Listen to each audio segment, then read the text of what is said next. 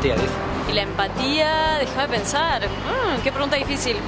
Pues no sé, una cosa que no lo sé. Ay, no sé. ¿Es lo mismo que antipático?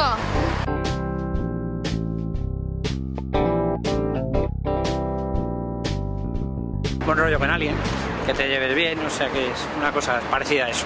Es cuando te pones en la misma situación que el otro, mismo sentimiento, creo. Es ponerse en los pies del otro, tratar de saber lo que piensa, lo que siente. Ponerte en los zapatos del otro. Entonces, básicamente la empatía es conocer los sentimientos del otro y tratar de comprender lo que piensa. Tratar de ponerse en los pies del otro para tratar de sentir lo mismo que esa persona.